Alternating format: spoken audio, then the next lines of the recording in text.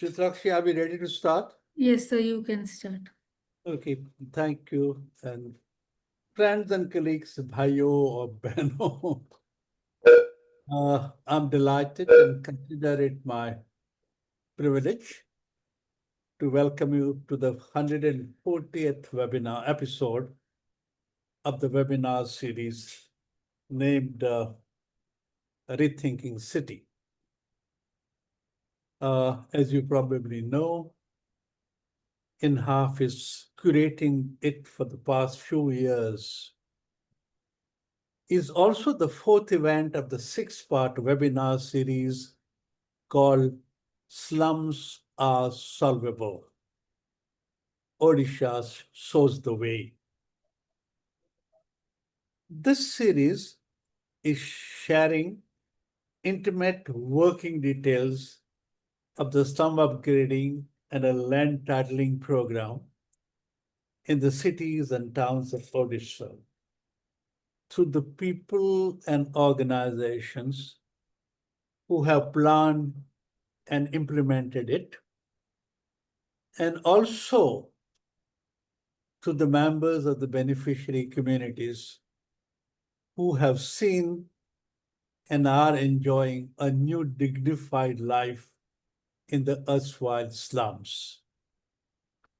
It is a story of a rare urban transformation done through the state government efforts, and it's so relevant, upscalable, applicable, and adaptable, not only in India and Asia, but other cities of the global south as well, that six prominent organizations that includes UN Habitat, who works globally for livable, inclusive, and sustainable cities and settlements, and Cities Alliance, whose mandate and efforts are geared towards cities without slums, are co-hosting this six-episode series. World over, especially in the cities of the global south, where slum problem poses a difficult challenge, cities of Odisha are showing workable, viable, affordable, and acceptable solutions, not just approaches and strategies. And this word acceptable needs elaboration and a definition. Acceptable to all stakeholders, acceptable to the slum dwellers, acceptable to the city authorities, acceptable to the political class, acceptable to the middle classes, acceptable to the urban experts and specialists, and acceptable to the market players such as real estate operators. And what is remarkable is that this is a government plan and implemented program and happens within the working of the government system. It also has the scale, not only citywide, but the statewide scale. It has not happened anywhere before, probably.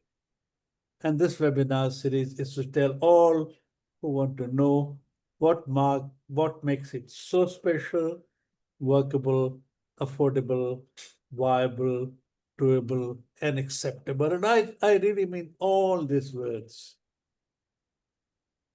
Let me also tell you why we are doing this webinar series, Rethinking City, for so long, and what do we want to achieve. For years, I have maintained that this effort is trying to build a wider societal partnership to address the daunting urban challenge that India is facing. And that the challenge is so complex and demanding that no single entity could handle it on its own. It needs a multilateral, multidimensional, and multi-layered partnership. And this webinar series is a small attempt to taking the challenge to the people, to the stakeholders, who matter. For years, I have defined the urban challenge in my own way. Only yesterday, I came across its new articulation. It has been spelled out by none other than the ex-chief of the country's Niti Aayog, Shri Amitabh Kant. It is so interesting that I thought I should share at least a part of it with you in the context of this webinar series. What is interesting is this. He's not talking about making cities livable and inclusive for the slum dwellers and making space for working of the informal sector, entrepreneurs, and service providers. He's suggesting to make cities attractive, livable, investable, and welcoming for those who may want to return to the country forced by President Trump's rupees $1 lakh fee, almost rupees 1 crore, for HB1 visa. His list is long. I'm just presenting a few selected items because this is also a part of the urban challenge that we must deal with. And he says, to make them, that is, the cities, innovative hubs, Indian cities need to improve the quality of life they offer. This is India's opportunity. As barriers rise, skilled professionals, technical experts, and founders will weigh returning to or investing in India. To convert this into a lasting advantage, he suggests India must give them cities they can live and work in. Cities that prioritize quality healthcare, clean air and water, reliable public transport, affordable housing, world-class research institutions, and predictable regulation. And if we get the urban ecosystem right, India can become, and this is important, the hub for the next wave of labs, startups, and medical excellence. As of now, just 15 Indian cities contribute 30% of India's GDP. Their ability to drive an extra 1.5% of growth will determine India's ambition to become a $30 trillion plus economy by 2047, and this is worth noting. Yet, they are hobbled by air pollution, water scarcity, urban flooding, garbage mounting, and poor governance. They are not world class, but with the right intervention, they can be world class. We must discard, and this is interesting, the failed fallacy of restricting the floor space index to artificially low levels. Singapore has demonstrated that planned, dense vertical development can coexist with high livability and biodiversity. And then he says, states must strengthen urban governance structures, build a cadre of professional urban managers, and grant greater administrative and financial freedom to cities. And he goes on, and then he says that people don't leave India for just a higher paying job. They live for a better quality of life. And I'm saying all this in the context of what we're discussing, quality of life of all people, including the slum dwellers. I thought you should mull over this while a group of highly motivated panelists tell us why and how Odisha's slum development model is unique, offers much to learn from, and deserves a wider application and adoption. With this long introduction, over to Shishir Das ji for the webinar. Thank you very much. Thank you, Kirti Sahaji, for such a nice introduction. And this is the fourth webinar in the series. And people, those who some of you might not have participated, for you I am just briefing it. In the first session, we have discussed the international and national experiences, and also the Government of India, the Secretary has also participated and also shared his views on this also.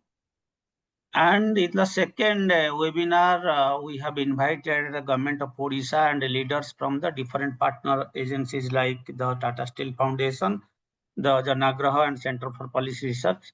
People, those who have also elaborated that what way they have contributed, why they have been involved into this program, and what way they have contributed. And in the third webinar, we have discussed that how the slum dwellers are being, their land rights has been strengthened. They are being provided the tenure security in the slums, and what are the challenges and what are the learnings from that exercise. And I am saying in one way, this is very successful. At least 41 people have contacted to me after this interview. They wrote me mails and they sent me messages and they wanted to know more on this type of on the work. So I think this has one of the indicator of the success of this webinar. And today we are having a very experienced members with us, those who are discussing on the slum upgradation. When we are discussing on the slum upgradation, what happens that always it is being told that the slum residents should be part of the slum upgradation. But actually how it has been done and what way it has been done and if is it possible, that will be discussed by all of today's those people who are going to speak. They will discuss this. And we have, and with all of this, first we have one representative from a slum dweller association. She is Mamatarani Adhikari, who is the president of one of the slum in Jatni, which is in Khurdha district of Odisha. And see, if you wanted to see her slum, you can visit and see that what way she is leading the entire group and also this development of the slum. Today you can go to visit to that slum and you will understand no way it is less than any part of that city. It's better, I would say that it's better than that city, the city infrastructure and the civic services that has been provided. And we have with us Mr. Shubhagato Dasgupta also, who is a senior fellow with the Center for Policy Research and heads of Scaling City and long experience in the field of urban development. And he is an architect from SEPT and also he is a MSc from University of College of London. So he has long experience and involved from the day one with this slum upgradation program in Odisha. And with us, we have Anindita also, who is an independent consultant, but she is also an urban economist and development practitioner. She was working with CPR and was closely associated with this program in Odisha also. And we have with us AJS Vishnukanth, who is also former CPR consultant, CPR consultant, and is an architect and an urban planner. And he was based in Odisha, Bhubaneswar, and he was entirely involved into the day-to-day execution of the program. And also we have my colleague Suchisnata, who is going to translate if there is some challenges of understanding of the language from the Slum Dweller Association, she is there to translate it. And I would say that please ensure that if you have some questions in your mind, please put it in the chat box in the question answer, then we'll try to respond all of this. And also today we have decided that because we are going to discuss two areas, one is the slum upgradation and another area is the how we have started developing the new livable habitat also. So there will be two question answer sessions. Once the first presentation is being done, there will be a question answer session, and at the end there will be a question answer session. So I am not wasting time on this. So now I am requesting the Slum Dweller Association President Mamatarani Adhikari to elaborate her experiences, what she has, how she has entirely she was participated in the entire process. Now let her explain her experience so that we will be able to understand that what we, the Slum Dweller Associations, have participated in the entire process. Over to you, Suchi. Mamata madam आपण एबे आपनकर experience टिके share करिवे कि आपनकर जो slum upgradation काम हेइथिला सेथरे आपनकर जो स्लम डवेलर एसोसिएशन र कोन रोल थिला आपनकर कोन रोल थिला केमिति बनिला आउ सेई जो कामतिक हेइथिला सेथरे आपनकर भागीदारी की प्रकार रहिथिली. So I just asked Madam to share her experiences of how as a Slum Dweller Association representative and entity, how has been her role and what are the development works that her community has undertaken. Madam, take a question. नमस्कार sir मु ममताराणी अधिकारी आम जो Jatni municipality ward number 9 रो president slum को लगे बस्ती बासिंदार लोक एत भल पाती लोक मैंने कारण जेहेतु से माने गरीब श्रेणी लोक मैंने आगुरी सेमती कौन प्रकार सुविधा नथिला जेबेठारु उषा सर्वे हैला 2017 मसीहारु सेबेठारु धीरे धीरे धीरे धीरे लोक मैंने जानिले जे ये जो जागा मिशन कार्यक्रम कौन आमे धर केमिति गरीब बासिंदा माने लोक धर को टाइप रो माने कच्चा घर थांती कौन प्रकार सुविधा न थाए रास्ता नथिला पानी नथिला लाइट रो सुविधा नथिला ये आगुरु जो म्युनिसिपालिटी आमे जाउथुलु खतरनाक भलिया व्यवहार थिला व्यवहार भलो नथिला किंतु उषा सर्वे जेबेठारु हेची तापर हमर एसडीओ कमिटी गठन करा गला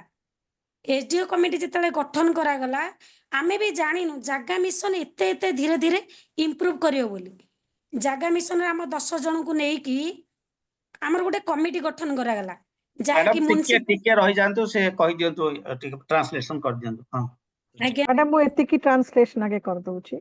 So what Mamta Madam initiates by saying that a slum is something that has not been very nicely looked upon. Same with the inmates of the slums. So when initially this Jaga mission came into implementation, even the communities had no idea what is it going to bring on to the slums. So they could eventually, they also have experiences moving to the municipality offices where the people were not properly treated. However, she mentions that when Jaga mission was introduced, they were asked to form a small committee of 10 members, and then they formed the committee. And in formation of that committee and with advancement, gradually the slum witnessed, particularly after the Usha survey in 2017, the slums witnessed development like road, basic street lights, and all of the housing and the land rights is what she is mentioning. Madam, maybe aapna kuhantu. जेतले सर्वे हेतले हमर ladies लोक बहुत अछन gents कम अछन कारण आमे निजे गोटे स्वतंत्र परिचय पाइलु जहा कि हमर गोटे परिचय नथिला एई जागा मिशन द्वारा हमर गोटे परिचय अछि महिला माने निजस्व कहले गोटे जानि परले गोटे घरर भी निजे घरे स्वामी आगुरु बिगडुथिले कि सासु ससुर बिगडुथिले एबे जेतले आमे धर मीटिंग करू कि जाऊ से माने भी खुशी होंदी जा गोटे आम बहु कि मो स्त्री कि भलरे जाउची भलरे आसुची जाकि गोटे सम्मान मिलुची कारण आमर हेतले कोनोसी प्रकार सम्मान नथिला कि आमे जेतेबेले जाउथुलु व्यवहार भी लोकंगर खराब थिला कि एबे भी आमे निजु को निजे सब समाधान करि पारुछु कार गोटे थाना हो कोर्ट हो किमा घरोई कलिक झगड़ा हो आमे निजे जाइकी एई लेडीज माने जाइकी आमे समाधान करि पारुछु जागा मिशन द्वारा आमर कर उपकृत होईची जेतेबेले रास्ता नथिला रास्ता हे गला ड्रेन हे गला पार्क हे गला आम गरीब श्रेणी रो लोक माने पार्क बोले पिला माने खेलिबा को कोनोसी प्रकार सुविधा नथिला मिनी पार्क हैला हमर मिशन शक्ति घर हेची लाइट स्ट्रीट लाइट भी नथिला अंधार रे किटकिटिया अंधार रे लोक जिबा आसिया करूतिले बर्तमान स्ट्रीट लाइट हेची हमर शहरांचल भली आम बर्तमान आम जटणी शहरांचल भली बस्ती बासिंदा पूरा टोटल रूपांतरित होई अछि वो टिके ट्रांसलेट कर दोचे मैम तो Mamta Madam has to say that they were in their community there are more of women than the male members. However, they did not had a position neither in the family nor in the community. with this committee formation of Slum Dweller Association, these women actually came up, and gradually they experienced that there is a shift of their position, not even in their families, but also in the community. So earlier, there are instances where the women of the house have not been properly treated or properly positioned. However, when they were key members to the committees and they started taking decisions and they started doing the development works in the slums, then gradually the importance and the significance of women was accepted in the committee and society. This is one thing that she has cited. And she has also cited that not only the development works, now the women are going and addressing issues relating to legal matters, relating to police stations, and all of the other things for the welfare of the committee that is required. So they are indulged in these things also. The third point which she has cited is being into an economically weaker section and an informal settlements, they had never experienced anything called a park or a recreational area within their slums.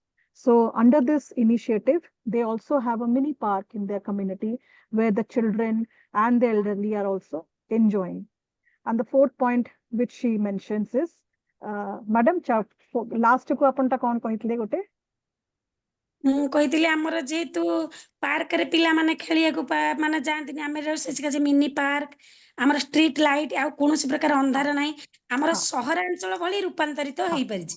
Okay. The last point which she mentioned is that in very similar line to how a city functions, where there is proper street lighting and there are also other amenities, the community is now enjoying all of those. So it's no more any exclusion or any discrimination or any significant variance which they are experiencing. So they see that whatever the Jaffney city looks like, they are very much a part of that.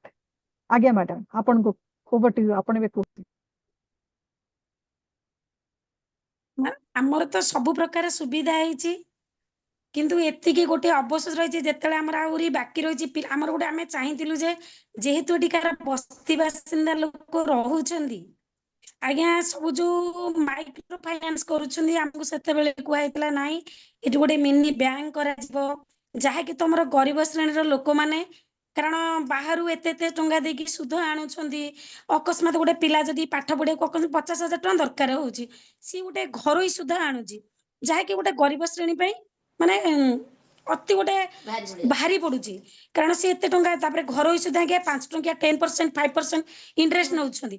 ତାପରେ ଏ ଯୋଉ ଜାଗା mission ଆମେ ଯୋଉ ପଟ୍ଟା ଆଜ୍ଞା land right ଯୋଉ ପାଇଛୁ, ସେଟା ବ୍ୟାଙ୍କରେ ଆଜ୍ଞା ବର୍ତ୍ତମାନ ସୁଦ୍ଧା ବି ଇସ୍ୟୁ କରୁନି, କାରଣ ଏଇଟା ନେଟ୍ ଶୋ କରୁନି, ବ୍ୟାଙ୍କ ମଧ୍ୟ ଲୋନ ବି ଦଉନାହାନ୍ତି, କି ବ୍ୟାଙ୍କ ଯଦି ପଟ୍ଟା ବି ନେଇକି ଯାଉଛୁ, ସିଏ ବି କହୁଛନ୍ତି ଯେ ନା ଏ ପଟ୍ଟାରେ କିଛି ଭ୍ୟାଲୁ ବର୍ତ୍ତମାନ ସୁଦ୍ଧା ନାହିଁ, କାରଣ ଏଟା ଅନଲାଇନ କୌଣସି ପ୍ରକାର ଦେଖଉନି, ତମେ ଲୋନ କେମିତି ନବ? ସେଥିପାଇଁ ଆମର ଏଟା ଆମେ ଜାଗା ମିଶନ ଯେତେ ମିଟିଂ ପତ୍ର ହେଇଥିଲା, ଆମେ ବି କହିଥିଲୁ ନାଇଁ ଆଜ୍ଞା ଆମର ଗୋଟେ ମିନି ବ୍ୟାଙ୍କ କରାଯାଉ, ଯାହାକି ଲୋକ ଗରିବ ଶ୍ରେଣୀର ଲୋକମାନେ ଉପକୃତ ହେବେ। ସେଥିପାଇଁ ବି ହଁ କରିଥିଲେ, ସବୁ ସାର୍ ମାନେ ଯେତକ ଆସିଥିଲେ, ଏବେ ମଧ୍ୟ ଆପଣ ମାନେ ସମସ୍ତେ ଅଛନ୍ତି, ମୋର ଗୋଟେ ରିକ୍ୱେଷ୍ଟ, ସବୁ ମାନେ ଯେତେ ତ ଆପଣ ମାନଙ୍କ ଦ୍ଵାରା କି ସରକାରଙ୍କ ଦ୍ଵାରା ବହୁତ ସୁବିଧା ଆମେ ପାଇଛୁ, ଯାହାକି ବସ୍ତି ଯୋଉଟା ଭାବି ନଥିଲା ବସ୍ତି ସେଟା ପାଇପାରିଛି, କାରଣ ସେ ସ୍ୱପ୍ନରେ ଭାବି ନଥିଲା ଯେ ମୁଁ ଜଟଣୀରେ ହଉ କିମ୍ବା କୌଣସି ଏରିଆରେ ହଉ ଏତେ ସୁନ୍ଦର ଘର, ଆବାସ ଯୋଜନା ପାଇଛି, ମାନେ ରାସ୍ତା ପାଇଛି, ଷ୍ଟ୍ରିଟ୍ ଲାଇଟ୍ ପାଇଛି, ପାଣିର 24 ଘଣ୍ଟାର ପାଣି ସୁବିଧା ପାଇଛି, କୌଣସି ଅସୁବିଧା ହେଉନାହିଁ, ମାନେ ପାର୍କ ପାଇଛି, ଖେଳ ପଡିଆ, ଯାହାକି ନିଜେ ଚାହିଁଲେ ମଧ୍ୟ ଆମେ ଆଜ୍ଞା କଲ୍ୟାଣୀ ମଣ୍ଡପ, ଗୋଟେ ଗରିବ ଶ୍ରେଣୀର ଲୋକ କଲ୍ୟାଣୀ ମଣ୍ଡପ 1 ଲକ୍ଷ ଟଙ୍କା ଦେଇକି ପୁଅ ବାହାଘର ହଉ କିମ୍ବା ଝିଅ ବାହାଘର ହଉ କିମ୍ବା ବ୍ରତ ଘର ବି ହଉ କରିବା ଅସମ୍ଭବ। ବର୍ତ୍ତମାନ ଆମର ଯୋଉ ହେଇଛି ଏଠି ଗୋଟେ ବଡ ଖେଳ ପଡିଆ ଟାଇପର କି ମିନି ପାର୍କ ଭଳିଆ, ସେଠି ଆମେ ଯୋଉ ବର୍ତ୍ତମାନ ପରିଚୟ ଗୃହ ଅଛି, ଆମର ଗୋଟେ ୟୁଜେସ୍ ଚାର୍ଜ କରିକି ଆମେ ସେଠି ବାହାଘର କଲ୍ୟାଣୀ ମଣ୍ଡପ ଟାଇପର ଆଦାୟ କରିକି କରିପାରୁଛୁ। ସେଥିପାଇଁ ମାନେ ସରକାରଙ୍କୁ ବି ଧନ୍ୟବାଦ, କାରଣ ଏତେ ବଡ ସୁବିଧା ଆମମାନଙ୍କୁ ଦେଇଛନ୍ତି, କେତେ ବଡ କାମ କରିଛନ୍ତି। ସେଥିପାଇଁ ଆମର ଆଉ ଗୋଟେ ଅନୁରୋଧ ଯେ ଏଇ ବସ୍ତି ବାସିନ୍ଦାଙ୍କ ପାଇଁ ଏଇଟା ଗୋଟେ ମାନେ ଗୋଟେ ମିନି ବ୍ୟାଙ୍କ ଟିକେ ହେଲେ ଲୋକ ଉପକୃତ ହୁଅନ୍ତେ। ଆମେ ମହିଳା ମାନେ ଆମର ଜଟଣୀରେ ଆମ ୱାର୍ଡ ନମ୍ବର 9ରେ ମ୍ୟାଡାମ ଆମର 75% ଲେଡିଜ, ଜେଣ୍ଟସ ଆମର ଅଳ୍ପ, ଯାହାକି ଜେଣ୍ଟସ ବହୁତ ଲୋକ ନଥାନ୍ତି। ଆମେ ଜାଣିଛୁ ଯେ ଆମର ଗୋଟେ ଯେତେବେଳେ ଲ୍ୟାଣ୍ଡ ଆମ ଯେତେବେଳେ ପାଇଛୁ, ବର୍ତ୍ତମାନ ଆମେ ଯୋଉ ପଟ୍ଟା ପାଇଛୁ ମ୍ୟାଡାମ, ସେଟା ଆମ ନାଁରେ କୌଣସି ପୁରୁଷ ଲୋକଙ୍କ ନାଁରେ ନାହିଁ। କାରଣ ଆମେ ନିଜକୁ ନିଜେ ଭାରି ଗର୍ବିତ, ଯାହା ହଉ ଆମ ନାଁରେ 484 ଡିସମିଲ୍ ଗୋଟେ ପଟ୍ଟା ପାଇଛୁ କି ଗୋଟେ ପରିଚୟ ପାଇଛୁ। କାରଣ ଆମ ପାଇଁ ଗୋଟେ ମାନେ ସ୍ୱତନ୍ତ୍ର ସରକାର ପରିଚୟ ଦେଇଛନ୍ତି। ଆମ ବସ୍ତି ବାସିନ୍ଦା କି ସ୍ଲମ୍ ଏରିଆ ପାଇଁ ଏଇଟା ଗୋଟେ ଗର୍ବ। ସେଥିପାଇଁ ମୁଁ ସମସ୍ତଙ୍କୁ ଧନ୍ୟବାଦ ଦଉଛି, କାରଣ ମତେ ଏଥିରେ ସାମିଲଦାର କରିବାରୁ। ଆହୁରି ମଧ୍ୟ କହୁଛି ଯେ ସ୍ଲମ୍ ଆଉ ଟିକେ ଯେତେବେଳେ ମଝିରେ ବର୍ତ୍ତମାନ ବନ୍ଦ ହେଇଯାଇଛି, ଆଉ ଟିକେ ଆଗକୁ ଯାଉ, ଆଉ ଟିକେ ସୁନ୍ଦରୀକରଣ ହେଲେ ଭଲ ଲାଗିବ। Again, madam. Thank you very much, madam. I'll now translate what ma'am has mentioned. So she has one thing which she has significantly mentioned is that the land rights which has been issued in the name of the women, and that has changed the paradigm, positioning the woman again in a very significant position.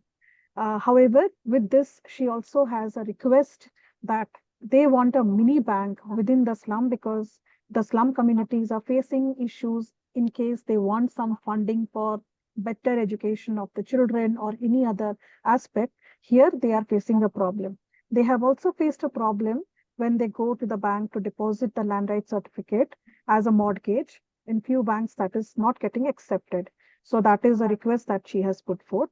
In addition to that, another important point she has mentioned is the community centers which has been developed within the communities. It forms a kind of a Kalyan Mandap or a avenue where the slum communities and the families are able to hold their festivals or their key functions, which otherwise was a kind of an impossibility. So they have now formed a group, and they have levied user charges for using the communities where they are holding their birthdays, their marriages, and all of these things.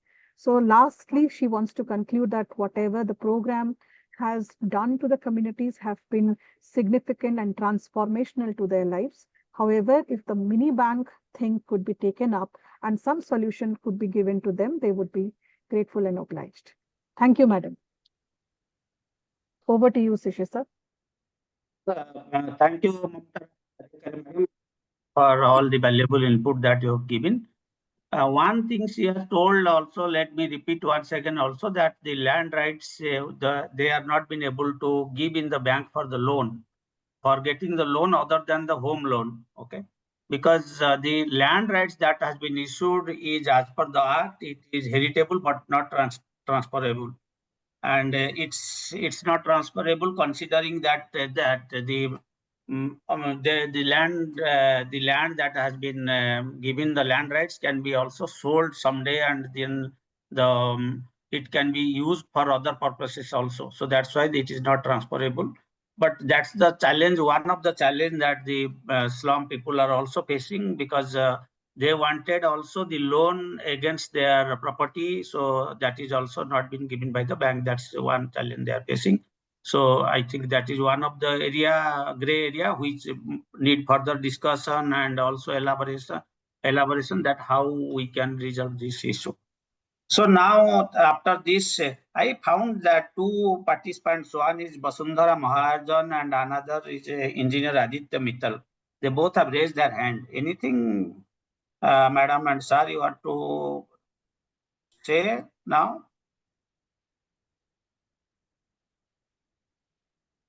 Okay. And engineer Aditya Mittal? Sir, I think participants can. Our system will not connect with them. Okay. So let us go now to Mr. Shubhagato Dasgupta, who has initiated the process, how we can start the entire process of slum upgradation, actually documenting the entire standard operating procedure and how we need to go ahead with that. And there are two very popular words in Odisha that if in the slums you go, that you can hear. That is, one is that the PNR and the IGAP. And PNR is like the DNA, like PNA is like a DNA of the slum upgradation. So participatory need assessment, and IGAP is the infrastructure gap assessment. So how those things has been done and the standard operating procedure and the protocol has been developed and how the process has been done and how it has been also mid-course corrections has been done. I think Shubhagato sir will now going to elaborate this with Anindita. Both of them, Anindita Mukherjee and Shubhagato Dasgupta, both are going to elaborate on this. Thank you. Now you can go ahead, sir. Thank you, Shishir. Hello, everyone. I will start the presentation and Shubhagato will join in to explain the approach of Odisha in greater detail.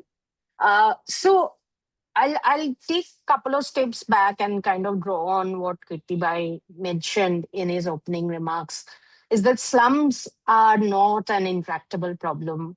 They are solvable realities. And if approached with the right mix of policy, vision, and collaborative partnerships across government departments, civil societies, and the communities themselves for whom these programs are getting designed.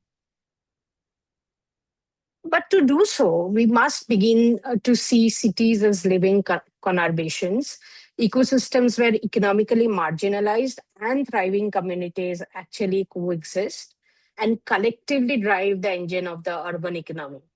It is the fragmentation of this very fabric, the persistence of spatial and social inequalities that often hinders realizing the full growth potential of these very living areas in the country.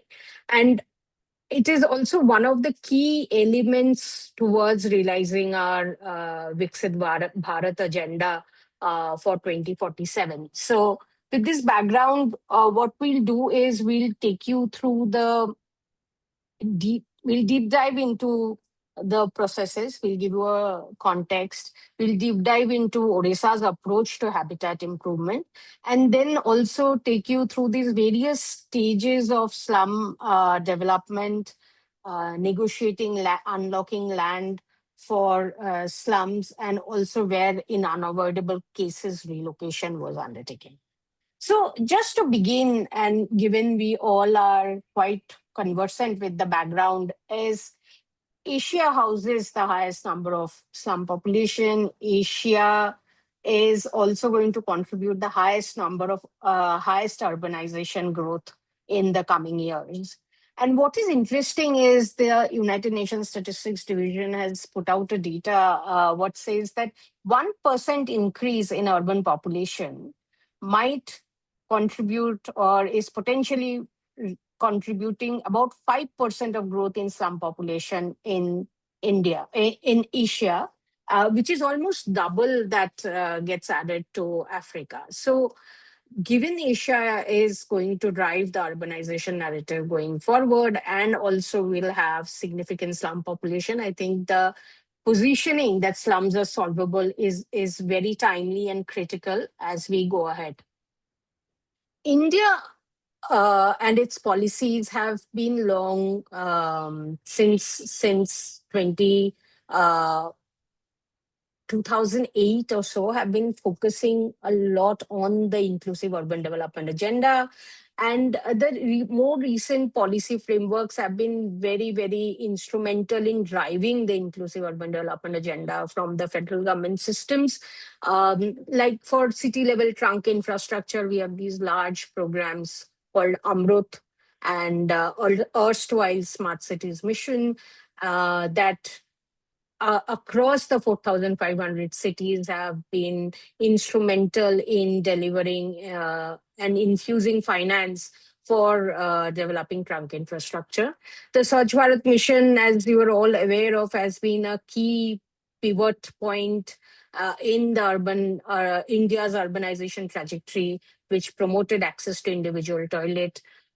And the Pradhan Mantri Awas Yojana, which has been a very critical piece of the puzzle, which offered a bouquet of options for developing, making affordable housing accessible to much of the Indian population. And just as a progress, that Pradhan Mantri Awas Yojana itself has been a very significant, shown a very significant progress with more than 1 million houses sanctioned. And most of these housing has been sanctioned for the non-million plus cities, and that's something that we'll keep coming back to as we discuss the Odisha model of transformation. While housing improvements were possible across these three sizes, what lagged behind significantly was the last mile connectivity and the household level infrastructure. While we go ahead and explain to you the slum development agenda, I want to just remind each one of us that slums in India is defined as this compact settlements of poorly built tenements and unhygienic environment, which usually with inadequate infrastructure and that lack for proper sanitary and drinking water facilities.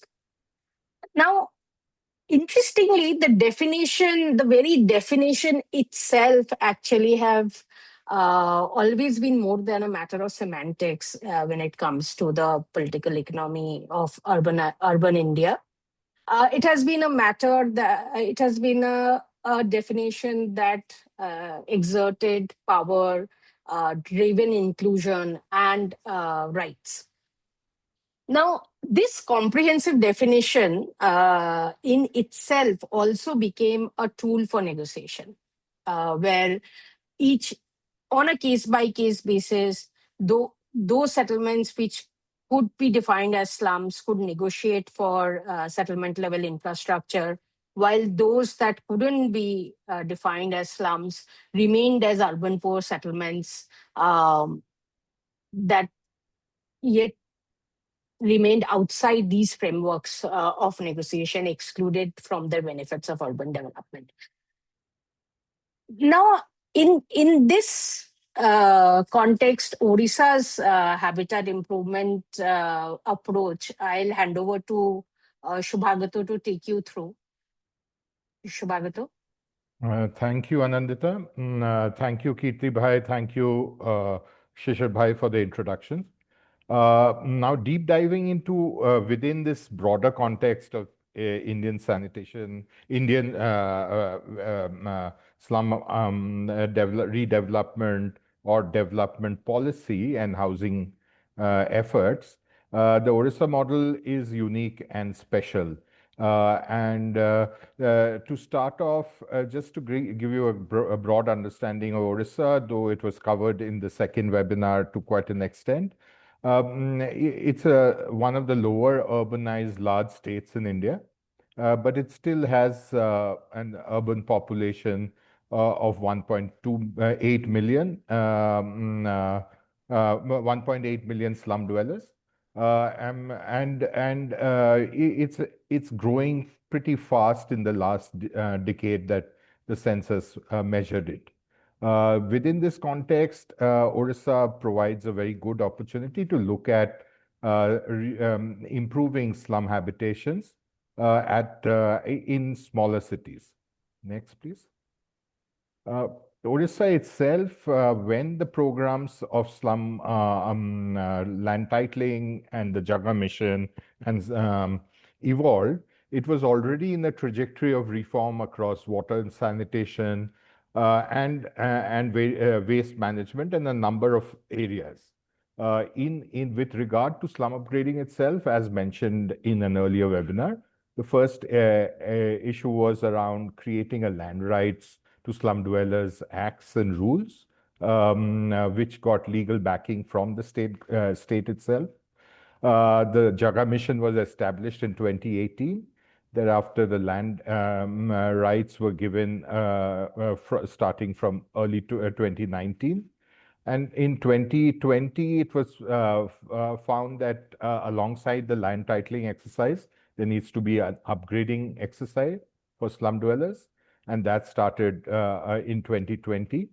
In 2021, there was an amendment to the Municipal Act earmarking 25% of the budgets of municipalities to target these areas and their services. And 2022, the municipal corporations also entered the slum upgrading exercise. Till 2021, it was mainly in the smaller cities, which are not municipal corporations. What this kind of shows is that incrementally the policies around slum upgrading and slum land titling were strengthened with from all directions, so that it could be more effective, as well as it kind of shows that the state government was quite a learning institution, and with its projects it could develop new understandings and find new solutions. As mentioned, 2017 was quite a landmark act, and this allowed for the whole land titling exercise to start. Next, please.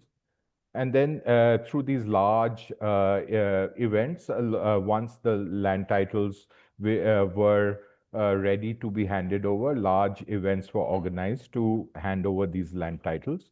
In the last webinar, a lot of this was discussed on how drones mapping, as well as community-based and NGO organizations, helped in ground truthing all that exercise and how this was scaled.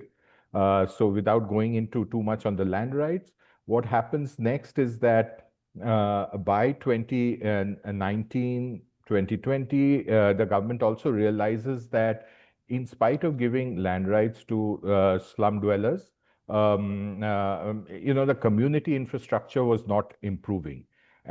Because while land rights allowed for the PMAY national government incentive to flow to the beneficiaries living in slums, there was no window for improving the roads, the drainage, the street lights, etc. within the slum. And hence the Jaga Mission looked at creating a slum upgrading program, which kind of dovetailed various resources from various parts of this of the government of Orissa's own efforts in water, sanitation, waste management, street lighting, drainage, etc., and made sure that area-based programs in slums were well coordinated through the Jaga Mission. Next. On the land side too, by then it was we were realizing that while land rights certificates were easily handable in contexts where the land was owned by the state government or the municipal corporation as habitable land, there were a lot of slums settled, almost more than 50%, which were on lands that were not yet ready for land rights certificate, because they had to go through a process to get the registries updated, and often there were particular situations where the land could not be handed over straight off due to various concerns, and hence an exercise in trying to get these lands ready for land rights certificate was also undertaken since 2019. Next one. And this led to 3 levels of effort. The first was, as I mentioned, the slum upgrading exercise. The second was the unlocking of lands for settling slums. And the third was the new habitat and relocation. Anindita will take us through the slum upgrading and exercise in detail, as well as how the unlocking of lands beyond those owned by the state government housing department or the municipality for habitable purposes were unlocked. And then Vishnukanth later will take us through the new habitat and relocation exercise. Next, please. So broadly, this whole aspect was organized through a flow diagram for ease of application in every city. There was a whole set of slums which were on the left side, where households were eligible for LRCs because they were on well-settled urbanizable land, and hence the slum upgrading exercise was put in action there. In the middle, in the highlighted pink color, there are a series of lands like forest land, industrial land, temple land, where slums were also existed, and which needed a whole process to make them eligible for LRCs. So that's the unlocking land part, which will be the second part of this presentation, the third part of this presentation going forward. And then in spite of that, there were some objectionable categories, typically lands owned by the government of India, such as railway land, defense land, as well as some hazardous land sites where relocation was deemed necessary. However, as you will see in the overall presentation, even after Vishnu's presentation, that these were less than 10% of all the slums of the state, numbering to 3,000 and above. So over to you, Anindita, to take us through the slum upgrading exercise. Thank you, Shubhagato. So we deep dive on the slum upgrading exercise to understand what processes were undertaken. So around 2020, a detailed slum upgradation and delisting SOP was issued. The idea was to standardize the process. The idea was to first draft, as Shishir was mentioning, pilot it in select cities, develop a feedback loop for finalization of the slum upgrading SOP, and then finally issue a scalable slum upgrading and delisting SOP for adoption at scale across the Odisha state. The idea was to benchmark how this taking up slum infrastructure upgradation should be approached in the entire state. All municipal corporations, municipalities, and notified area councils, all urban areas were eligible under this initiative. And ward officer was identified as the key stakeholder who was leading this work in partnership with the slum dwellers associations. And the idea was that the upgradation projects process needs to be designed such that the slum becomes embedded and very much a part of the city fabric, as our SDA colleague Mamtadi highlighted for all of you. So nine critical basic infrastructure were identified to be prioritized in the upgradation process. The first set of 3 infrastructure was at the household level. So household pipe water supply, household access to individual household toilet, and the electricity. The second set of infrastructure was settlement level infrastructure, pakka storm drains, pakka road, and street lights. And the third set of infrastructure that was that was game changing, as we heard from our colleague, was the community center, the open space development, and the children's play area development. More than 1,600 slums across 34 cities have been transformed so far into livable habitats, impacting about 4 million people. I'll play a short video demonstrating the various processes and slum upgrading process, and then take you through the process flow in detail so that we can clarify some of this.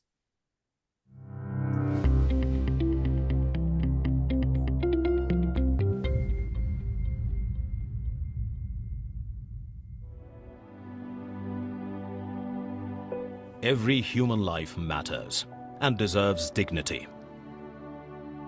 Every family is entitled to security and a better life. Its initiative of transforming its slums into livable habitats with an objective of creating a slum-free Odisha.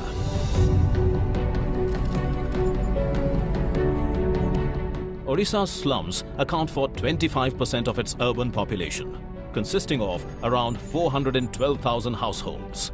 Since its launch in 2018, the Jaga mission, based on the landmark Odisha Land Rights to Slum Dwellers Act, has already granted individual land rights to over 60,000 slum dwellers.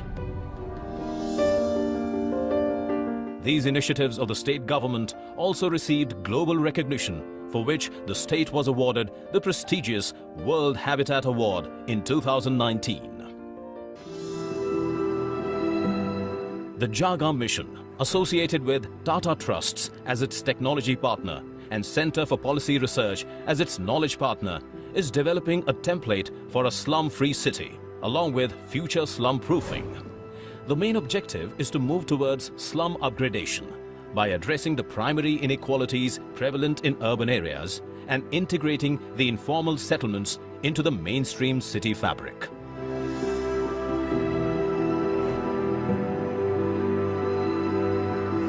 The government is adopting a standard operating procedure for participatory upgradation of infrastructure and delisting of slums.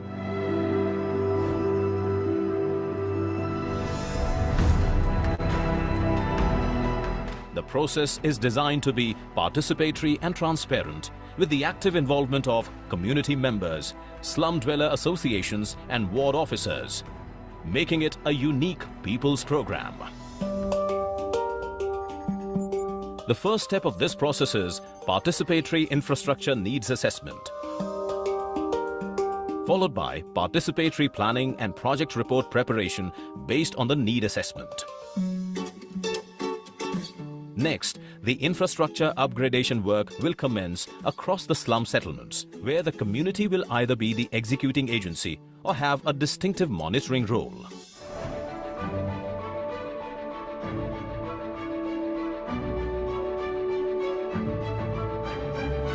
After completion of upgradation activities, the slum dwellers will initiate the delisting process, which will enable the settlement to be treated at par with any other part of the city.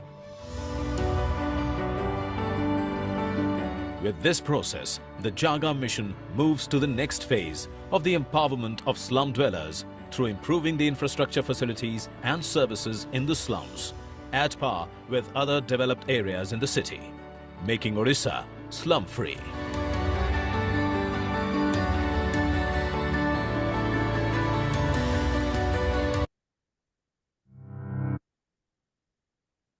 So I'll just take you through the flowchart that got explained in the video as well. So the listing process started with the Usha survey, as my colleague Shishir and Suchi had demonstrated in the previous session, where they had given a detailed account of how the listing started. Now, within these identified slums, the 2919 slums, the next step was under upgradation to undertake a participatory need assessment, where the entire slum actually sat together to identify what kind of infrastructural needs are relevant for that slum settlement. And ward officer was a critical stakeholder on behalf of the ULB. A team from the urban local body with constituting the municipal engineer, the community development person, the person having the maps, GIS maps, the MIS person, were also formulated to facilitate this participatory need assessment.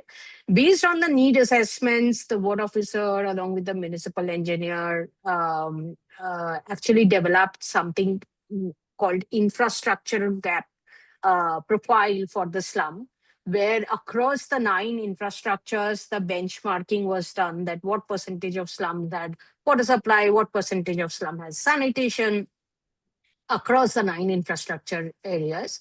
Now, if across these 9 infrastructure areas, the IGAP says that it has between 8. So initially when the SOP was developed, it was decided that around 80% of the infrastructure availability will make a slum eligible for delisting.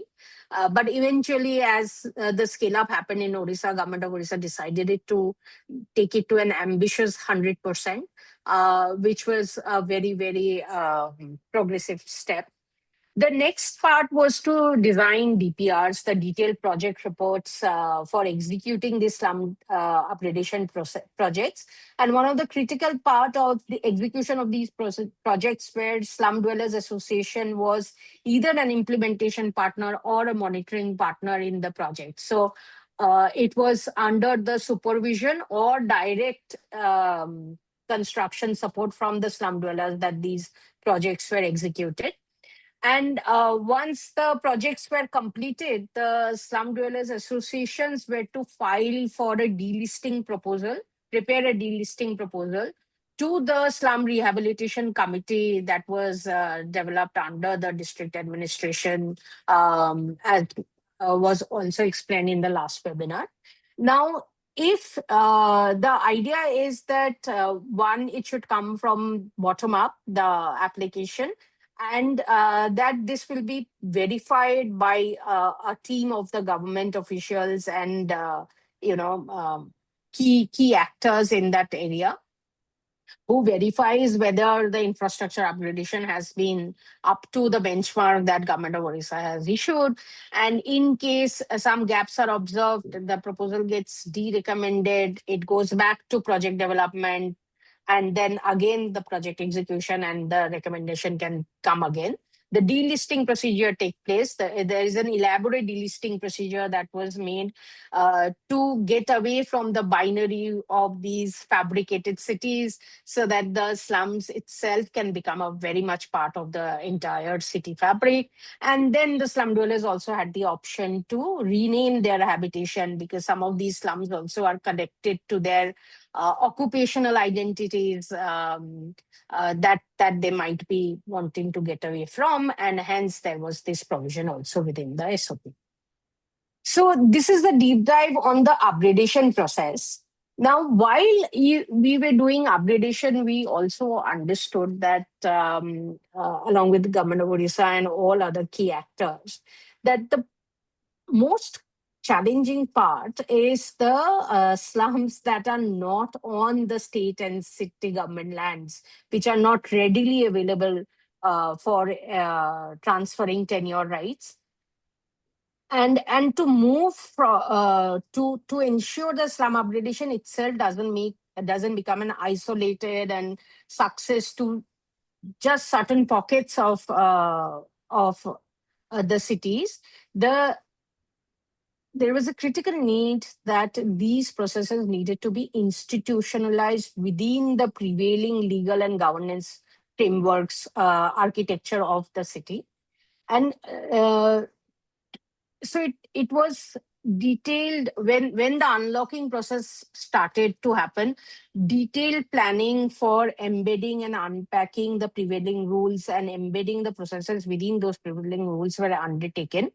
And why it was needed? Because when the tenure continuum was prepared for Orissa, we all realized that much around 50%, 40 to 50% of the slums were actually outside the state and city government owned lands, and hence were creating a hindrance for infrastructure upgradation. So I'll first give you an example on how the forest land, slums on forest land was treated.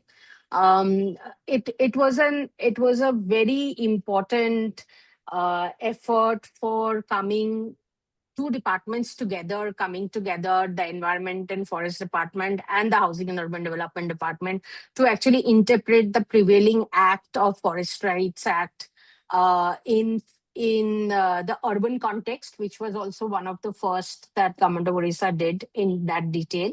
And the idea was to develop an SOP which laid out the detailed process of how to go about slum upgradation in these slums on forest land.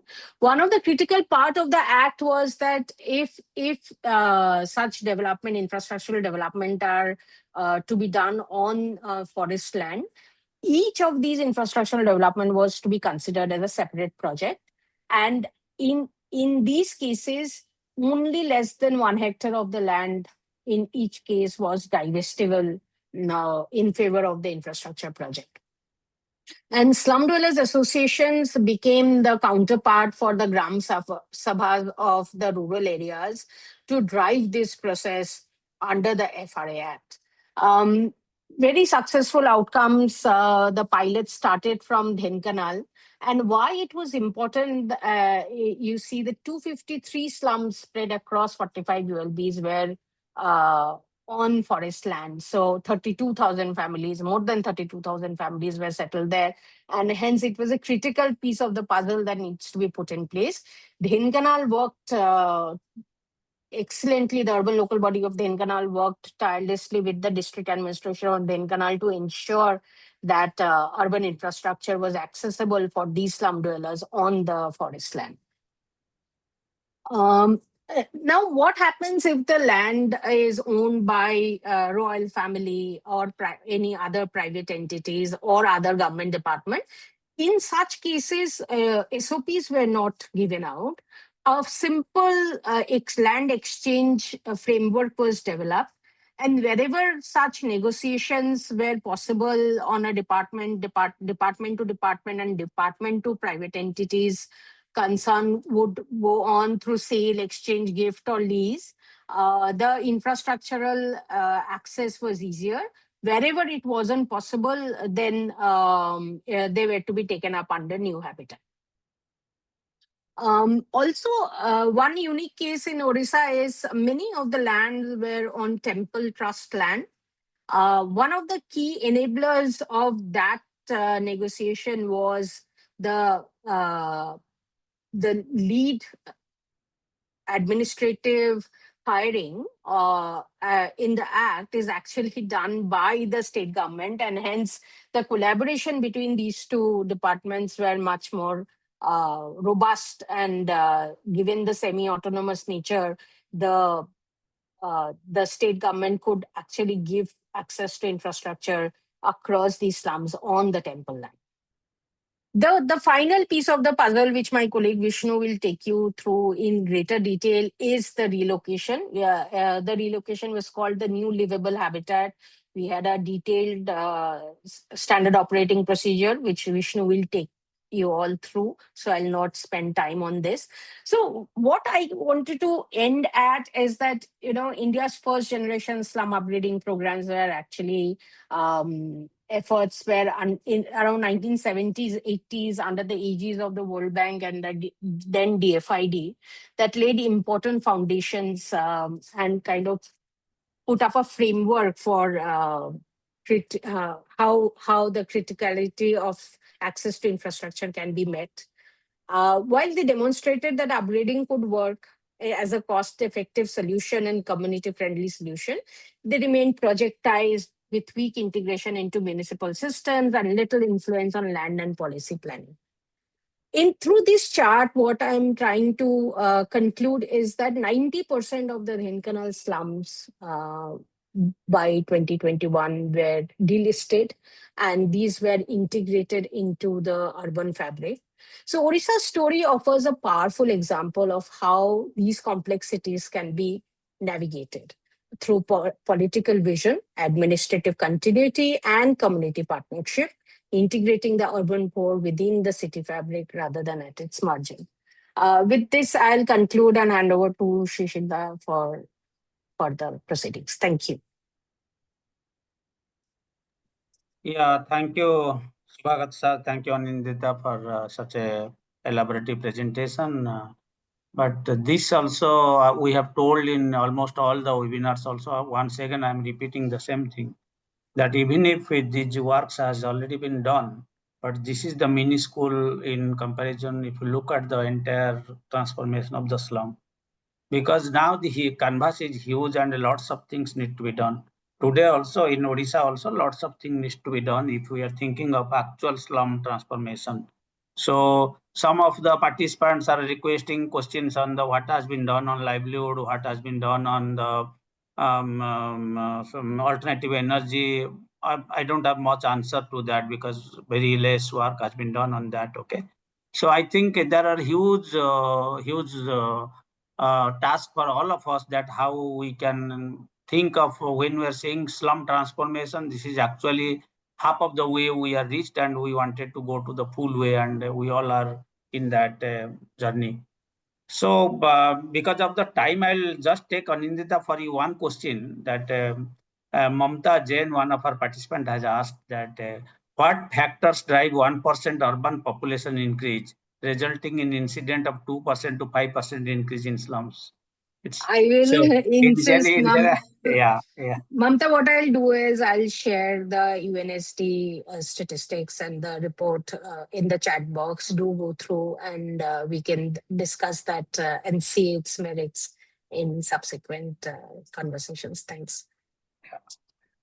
So now in the previous presentation, Shubhagato sir has been done and Anindita has done. They have indicated about the new livable habitat.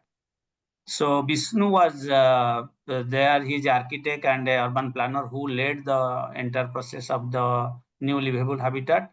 And now I am requesting Vishnu to start his presentation. So, Vishnu, you now about 15 minutes that you can continue your presentation. Thank you for your kind introduction, sir, and for providing me this platform to show my study and the learnings.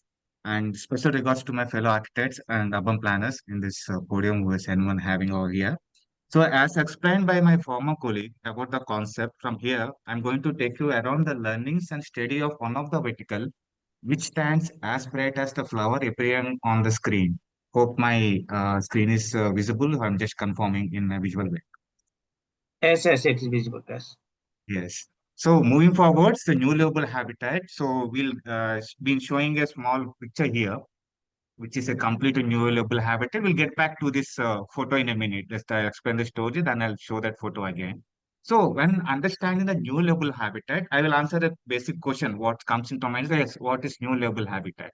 It is like the slum is identified in situ. It cannot be settled in situ. That has to be relocated in mass, not like only one parcel or one particular portion of the slum has been relocated. Even though there are situations like where that entire slum is not in situ, like some part of the settlement can be settled in situ and part cannot be settled in situ. So we have undergone some kind of alternatives like redevelopment or why to avoid that the maximum possibility of relocation. And if at all the slum has to be relocated, it should be relocated in en masse. And it is a new mini plotted township, it appears like, with all basic infrastructure facilities and at par with the rest of the ULBs. So it is not like cannot be shown as like an isolated, it has some special characteristic. No, it is equivalent part and parcel of cities. It's made with basic infrastructure facilities. And to have this complete process without any hurdles, we have that relocation being followed to the nearby tenable area following the standard operation procedures. As the procedure we followed for the delisting of the slum, similar kind of procedure, the complexities of the relocation has been addressed in that process and the procedure to be followed has been formulated. And for the construction of houses, we have the convergence with PMAA. Based on that, we have that basic service provided to that new livable habitat. In total, this is the concept of new livable habitat. And yes, in the initial stage, we are trying to settle in situ following the standard operation procedure. But the slums which cannot be settled in situ, what can be done? So either two options are being explored. One is redensification of existing slum only if the part of slum can be settled within their portion only or through the densification of that slum. That possibility has been explored.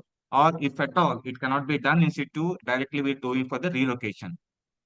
And to avoid the large-scale relocation, the state has attempted alternatives as we discussed in that earlier presentation with the flow, if that with the land exchange with private entities or conversion of land classification to make the land leasable. Only after exhausting all the possible options for the relocation, without relocation, the ultimate thing was to follow this standard operation procedure, which is strictly made for the slums on objectionable category of land. So, highlighting to that, continuation with that, what my former colleague has presented in the earlier presentation, we tried to settle that slums which do not have LRC into non-objectionable category and objectionable category. In the non-objectionable category, those are there. So we tried to exchange a negotiation with the respective parties. If agreed, we try to settle in situ. If not, it are taken for the relocation. And the slums which are on objectionable category of land, those are strictly taken for the relocation. Thus are on the railway land or slums on defense land or environmental hazardous land near to the landfills like other calamities, water bodies. So what are the principles that we have? We have four principles for this new livable habitat. First thing has to exhaust all alternatives for in situ settlements. And second thing, the slums should be relocated in en masse and should be on the objectionable category. And the relocation is subject to the prior consent from the and the resolution from that slum dwellers or the representatives. And the fourth one, so we are trying to encourage the beneficial-led construction of the new livable habitat through the convergence with PMMA. So those are the principles. And let's go a little bit further into the flow of the new livable habitat, where the first thing comes into the picture is like identification of slums. So how much portion of slums, how many households, how that area of that particular location of the slum, why it cannot be settled in situ. Those details are to be analyzed in the first of all, and only on that objectionable category or can be taken directly for the relocation And simultaneously, urban local bodies also do a small exercise of identifying a vacant land banks near in their in the jurisdiction and creating a vacant land bank.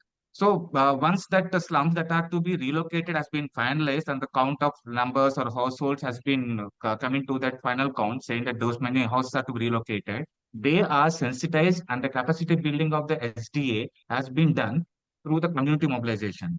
So they have been aware saying that the situation is about and what are that alternative site options which is nearby to the existing slum will be shown to them. And that ULB will facilitate the community consent on relocation to identify site. And the SDA member who has representatives will be shown the sites and they will be given the consent saying that yes, we are ready to relocate to this particular parcel of land. Or they'll be given a 2 to 3 options of land to select into that based on their easiness of their livelihood or to that nearest proximity. So based on the selection of the site and their written consent only, they'll be finally taken for that relocation to the particular site.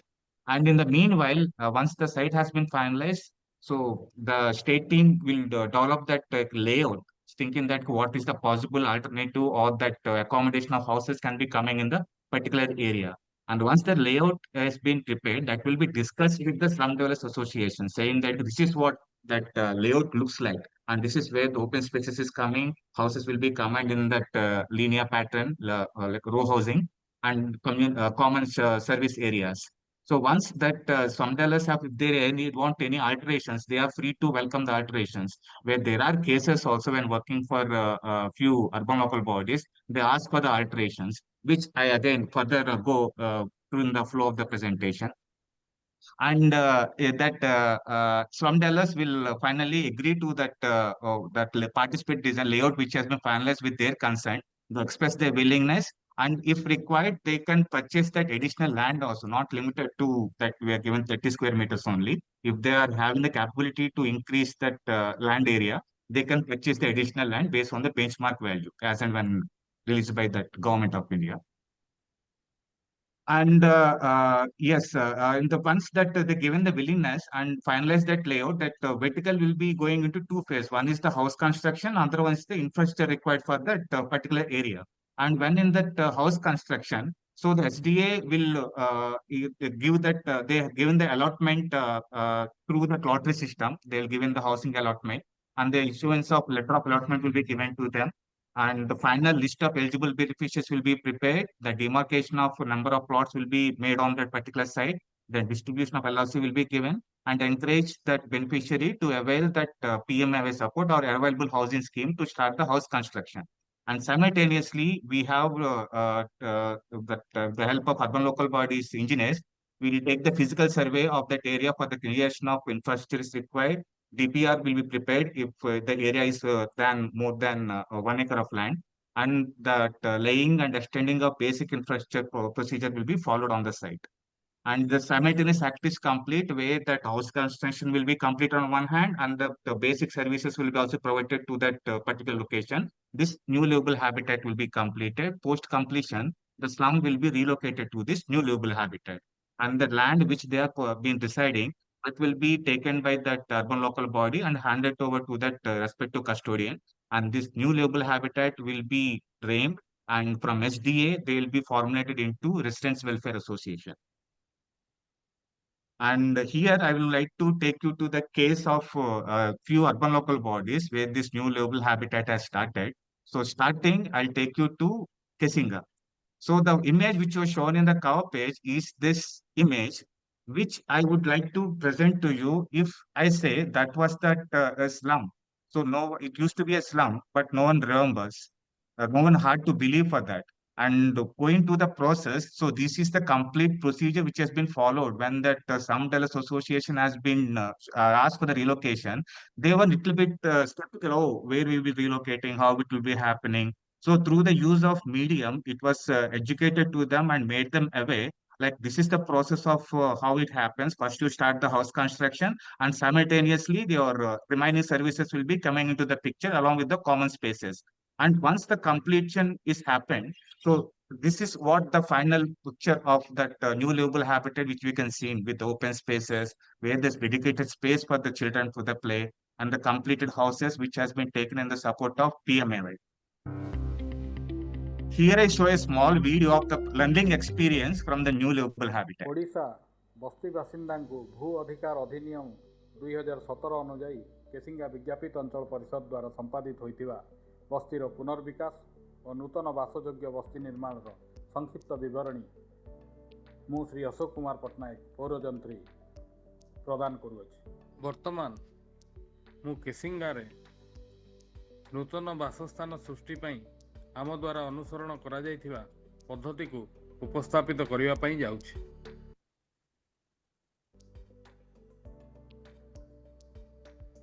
Rail जमी रे रहुथिबा दुईटी बस्ती ओडियापड़ा और अंबाजी मंदिर पड़ा rail विभाग बस्ती बासिंदा को विस्थापित हेबा पई मध्य निर्देश देइथिले। एहा परे बस्ती बासिंदा को चिन्हट होइतिबा स्थान को निया जाइथिला एवं नूतन स्थान को स्थानांतरित करिया पई सेमानकर सम्मति निया जाइथिला। तापरे तहसीलदार को द्वारा चिन्हट होइतिबा जमी को उपयुक्त चिठी माध्यम रे यूएलबी को हस्तांतर करिथिले। उक्त बस्ती स्थानांतर पई उपरोक्त प्रस्ताव को यूएआरआरसी कमिटी अनुमोदन करथिले। एहा परे बस्ती बासिंदांग सह आलोचना करा जायथिला एवं सेमानंकर दृष्टिकोण अनुसार एक लेआउट योजना प्रस्तुत करा जायथिला एवं सेही लेआउट टी उक्त बस्ती बासिंदांग द्वारा अनुमोदित मध्य होइथिला। तापरे बस्ती बासिंदांकर दर्शन अनुसार लेआउट समाप्त हेबा परे जमी बंटन पई लटरी करा जायथिला एवं उक्त लटरी टी सेमानंक कमिटी माध्यम रे ही करा जायथिला। लटरी समाप्त हेबा परे एलआरसी एवं पीएमवाई बस्ती बासिंदा को बंटन करा जायथिला।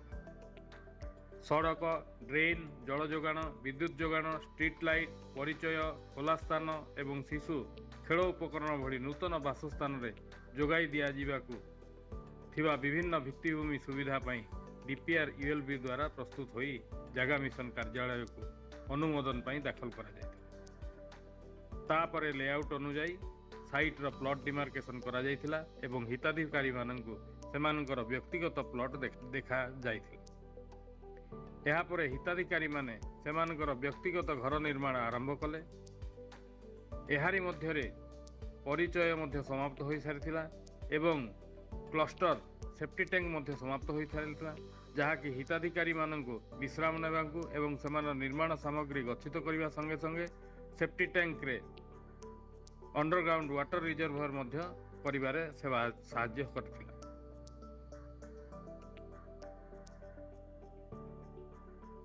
भित्तिभूमि कार्य समाप्त हेबा परे बस्ती बासिंदांक द्वारा नूतन बासस्थानर नामकरणर निष्पत्ति निया जायथिला एवं चूड़ांत करा जाय। जगह खणे खणे समस्तंकर हला निजर पटा बोली कर पाई पारनु आर इने जेन सुविधा मन अछि सर सेटा हम चाहि करे भी केबे भी करी भी नहीं पारथे तू पानी फाणी किछि सुविधा सेठी नथिला एठी हमको बहुत सुविधा अछि घर द्वार संभव भल लैट्रिन बाथरूम किचन सब दे जंदे हम पई हम बहुत शांति रहछु एठी आसी पर पे मिल नहीं करे स्वप्न रे भी भाभी नहीं थाई जे हमके पक्का घर पक्का रास्ता एते बढ़िया पार्क आ एते बढ़िया कम्युनिटी हॉल एते बढ़िया परिवेश मिलबा बोली भाभी नहीं थाई परिचय हमर सब बदली गला ई जगह बदली गला परिवेश बदली गला एठी रे हम वर्तमान रे खुशी रहू।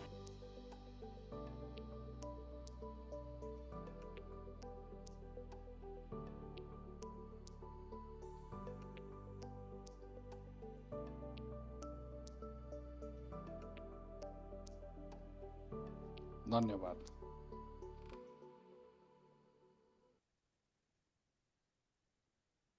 So that was the case of Kesinga, which I have taken a medium of the one of the wall painting over there. And coming forward to that case, Dankanal, this we have 3 slums to be relocated. So those slums have been relocated to the nearby existing delisted slum, which is Korean Joanga Sahi, and the site which was shown here as identified site as a new label habitat. So for this particular site, so we have been drawn the infrastructure from that neighboring slum itself. So this have been already delisted slum and it's been catered with infrastructure services. It has been not a problem for that. And to develop this new livable habitat, 2 options have been given to them. It's based on that creation of open space in the center or in the corner. where you'll be it's an option given to the SDA to select their respective alterations they can done for the site plan. And this was the completed photo of Denkanal, which we can see with houses and open play area. Then I would like to take you to the Gopalpur. So here, if you can see, this was that render which has been supported to that while getting executed. So this is the one learning from here is this particular slum is near to that sea area, and they have been given it two alternative site areas when being considered for relocation. So one is to accommodate within that existing slum area, and the second one is to that one identified government vacant land near to that slum. So this particular slum dwellers called as Mayfair Sahi, because it is adjacent to the Mayfair Hotel, it was given the name as Mayfair Sahi. So they wanted to be into the nearest location only, because they don't want to go to the furthest and mingle with the other community members. So here they have been given that accommodation of a particular number of households that can be accommodated into this given site of new livable habitat. And here, since it is near to the shore, we see that there is a salt breeze will be coming, and for the rest of the areas, we provided a community center in an typical design of like an open structure. Here, it is a closed structure. So where there is really no corrosion of that sea breeze can happen. So we have followed that having a Mission Shakti Gruha instead of the community center.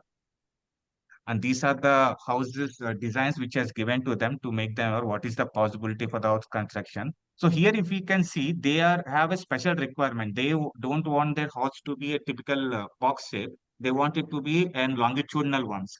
So where they have a smaller opening and wide interior spaces. So in that medium, so they have been requirement. They have been given alternatives of having the staircase either interior or the exterior, or the storage spaces and the bedroom spaces for them. So this was the case of Gopalpur.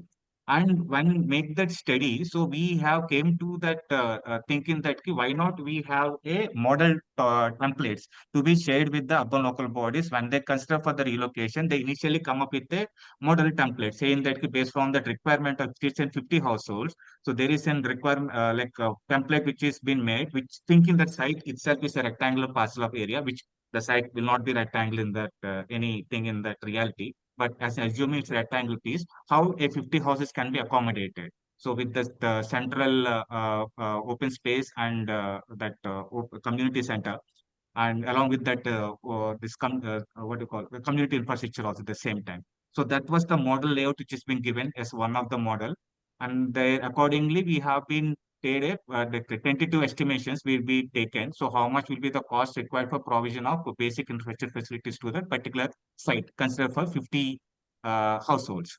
And accordingly, to if it is 100 households, how it is going to be placed with. We're again trying to have maximizing emphasis on having central common spaces. So any spaces that can be used categorized for the common facility will be in the center positions, and the rest houses will be surrounded along to that common spaces. So according estimation has been done for that 100 households. And if it is more than 100 households, have approximately like 200, say 22 design has given to them. Based on that, they can come up with an alternatives and according to the shape of the site. And going to the in detail of house plans, so they have yes, as an typically saying that key house is a big dream for every one of us to construct. So basically, rather than a man, women household have their more interest saying that key or a vision saying that my house should be having this much of space, or like the land should be of this much of land, or the spaces should be spacious, bedroom should be in particular corner and all. So based on that understanding, we have been tried to give alternative arrangements. So some people refer to have a rectangular piece, some people have to have a square, and some wanted to have a longitudinal house plans. So based on that, alternative possible length and breadth of that particular house blocks has been worked out. So if the capacity of that slum dweller has to have a 45 square meters of area or 60 square meters of area where they have a purchasing capacity, they can be given to that, and 30 square meters area is the basic layout which we are following. So in the situation of in longitudinal house layout, they are required, which is 3 meters by 10 meters. So these are the possible options can be used by them. So that was then one option given to them. And if they want somewhere around 4 meters by 7.5 meters with the interior stays or exterior stays, that was the arrangement given to them, possible option. And there is one more option also, since that construction of staircase itself will be a major component in the house construction. So one scenario in Dankanal, we followed for then a common shared staircase, where 2 dwelling units is being provided with a single staircase where they can use for the common purpose to use their terrace. So that is the option number one, which we can be seen here with the staircase option. And there are multiple options given to them if they want to separate wash and toilet and the internal staircase circulation. Accordingly, the spaces has been designed and provided to them, and they have taken into their consideration also, and it's been implemented on ground. So that was happy to see the process has been happening. So these are the few of the photos from the portfolio which we developed for the new livable habitat and complete a new livable habitat. So with this, I would like to conclude my presentation, and thank you all for being with me patiently and going through this. Thank you, Vishnu. Thank you for such a nice presentation. And once again, I'm saying, even if these works has been done, then lots of work need to be done. And also the one good thing is also that none of the new livable habitat that has come up is not more than 1 kilometer radius from the existing slum. So that is within 1 kilometer radius of the existing slum. So that has no negative impact on their livelihood or the work that they are doing in all the places. And in the second webinar, we have explained that how we have identified the land in backend land in the urban local bodies, then how we have done a ground truthing, and how we have discussed with the urban local body, and how we have identified those land. Okay, so this is a program in which the stage one of the program is an outcome for the stage two. If you have the products of the stage one, that is for the stage two, that will be used in the stage two, and stage two, the products will be used in the stage three, and similar way, so that complementing each phases, complementing to each phases work. So that's why it is very logically, it is being, I would say logically, it is being very efficiently being done, and none of the phase has been wait the next phase to be completed, and then they will go to the next. But simultaneously, the work has been took place. Even if the massive scale of rehabilitation and the slum upgradation and the transformation work has undertaken, the infrastructure has been built, the houses has been built, about 42,000 houses has been built, and now in this phase, government is going to build about another 1 lakh houses, more than 1 lakh houses. So after all this, also I think there are lots of work need to be done in Odisha and in other places of for the slums. Okay. So if anyone has any questions, most of the questions we have addressed, but anyone have any specific questions for any speaker, then we'll be happy to address that. You can raise your hand so that we can ask you to ask the question.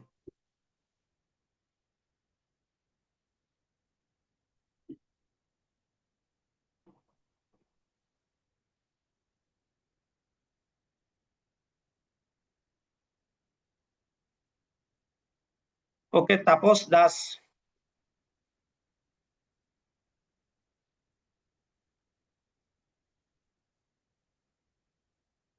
Kritika, will you on their unmute them? Tapos Das.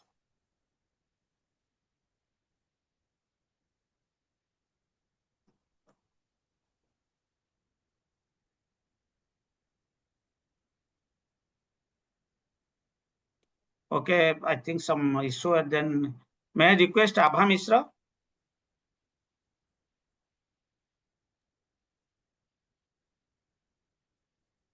Abha Misra, you are in mute. Right. Thanks. Yes. Yeah. Yeah. Thank you so much. I think it's quite a lot of work has been going on. But as I think somebody had also asked one of the questions in the overall, the land rights, what has been the exact reason why loans are not being able to, be taken? Because if you have pattas in hand, the banks should be able to give it. The secondly, the other thing which was mentioned was that most of these slum area were developed within that 1 kilometer radius area. Were these on the government lands available, or because in most of the cities sometimes it happens that you don't have government land right next to these slum areas? It could be private lands, and also, so how was that tackled, if any, till now? Thank you. Yeah. Thank you, Abak. Suchi, can you give the answer to the first question? I will go to the second question. Yeah. Yes, sir. The reason why financiers have not been able to offer a loan to land rights is land rights clearly mentions that it is only mortgageable for the purpose of residential construction, for home loan only. It cannot be used for loan against property. This is one. There are instances where few of the financiers have lended on the land rights, taking land rights as mortgage documents for residential purposes. However, the risk which the majority of the financiers have expressed is the SARFAESI Act, which primarily says that in case of default or in case of auction, the land rights does not get covered under the SARFAESI Act. So what could be the resolution to that? So here the state, there has been conversations from the government with the financiers where things like tripartite agreement and all of these things are under discussion. However, we are yet to hear from a final decision on what could be done. Meanwhile, there are financiers who have taken a way out and have lended, and they have shared with us that the default percentage is 0.01, and that was for the reason of health grounds on which the default had happened. There is another key observation by the financiers who have shared with us is that because the slums act as a community entity, so whenever there's a loan which is being taken, the community takes the onus of repaying of those loans as an entity. So if some households misses out on certain installment, then the community comes up and has kind of repaid on that. And that's the reason why there has been a default percent of 0.01%. Thank you, sir. Over to you. Yeah. Thank you, Suchi. About addressing to your second question, that about the land availability in Odisha, we have not done on any private land, or we have not explored that much. But we have explored that in most of the cities, the government land is available. Okay. So, and also I believe that in most of the cities in India also government land is available. But you go to a city administrator and ask a question that whether land is available, you will always listen to that no. So that's why that we have discussed in our second webinar that we have taken the satellite map of all the cities, 115 cities of Odisha. We have started identifying which are the vacant lands are available next to the slum. And also we have done a ground truthing. Yeah. Also, we have done a ground truthing also that how we can, if we can see that if there is no construction or nothing, no like any court case or something is pending on that particular land. And based on that, we have done it. But I have, my experience says that in all 115 cities, the land is available in the heart of the city also, but the administrators always say no, that land is not available. So for that, you have to put some effort. Thank you so much. I think Tapos Das now has raised a hand, and if you can come up with it, Tapos Das. Sorry, sir. Yeah, please. Sir. Am I audible? Yes, sir. Thank you, all of you. I'm a mid-career researcher, and my research focus area are involving habitat, livelihood, and urban slums or low-income settlements. This is an excellent presentation and opportunity to learn from how slum or low-income settlement problem is solvable. I think this practice and this experience could spread, and I think it is necessary to spread how you are doing this. So, do you have any further mission or further commitment to spread your example other cities, other countries?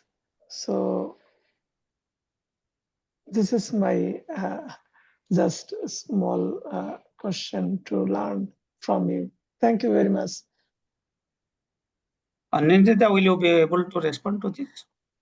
Yeah, thank you, both Abhaji and Tapush ji for such important questions, and also all the participants who have raised very critical questions, which Shishir has kindly responded to.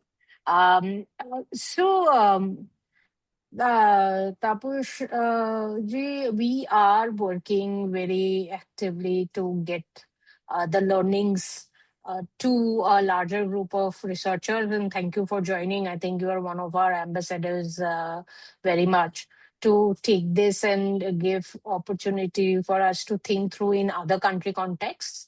We'll be very, very delighted to partner across the panel. I think Shishir, Girtibai, Suchi, Shubhagato, all of us will remain available for any opportunity to collaborate on other country contexts. But what we feel is from our experience, given that the urbanization across the countries are driven by smaller cities, where in situ urbanization and not the large metropolises, which kind of dominated the narrative of slum development across South Asia. Here is a great opportunity to learn from Orissa, which kind of addresses these questions of availability of land, more sparse settlements that are not as dense as the Mumbai or a Delhi settlements, and so that we can rewrite the discourse on slum development for these majority of the urban settlements, which are newer, which are more opportunistic. Yeah, that will be my response. Thanks. Thank you very much. Can I add something? Yeah, please. I learned about SDI earlier from my senior colleague and my line manager, but here I learned extensively this issue, and I'm very much surprised to know the detail. And I think this learning must be scalable and must be spread like other low-income countries all over the Asia or other countries. This is excellent initiative. Thank you very much. Thank you, Tapas Das, and thank you, Anindita, both of you. And Vishnu, now there is a question for you, that why there are roofs are flat in Odisha? Yes, sir, I would thanks for that question. So since when the house construction has started, we cannot expect the beneficiary to complete this construction at a go. So in the concept of incremental method, so he can construct the house whenever and how the fund for him can be adjusted. And as we have tapped the TMAV convergence, and which gives assistance for the construction of G structures, so the G structures were built. And the photos which were shown are also then that housing constructions was done on the particular site. But yes, and since that staircase provision is also given for the accessing of the roof, in tomorrow's situation, when he has a capacity to go for G+1 or G+2, he can be given a space to construct, or when his family get increased, he has given a provision to construct a G+1 structure also. So in that line, the roofs have been kept as flat because these are the G structures only provided for the context. Thank you, Vishnu.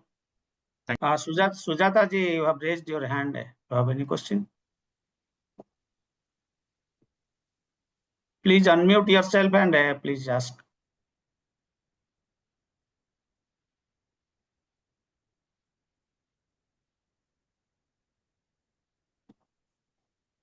Okay. So there is a question in the chat for the Shubhagat sir. Why FIR is it too less for development of new habitat and only ground floor construction? Why not G+3 and G+4?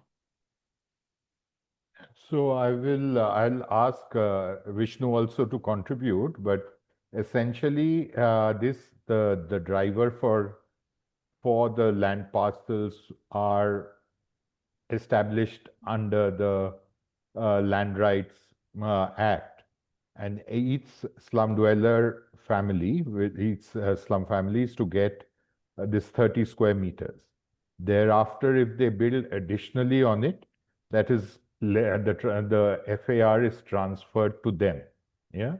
So these colonies are built up essentially to provide basic housing and the land right to each slum dweller family.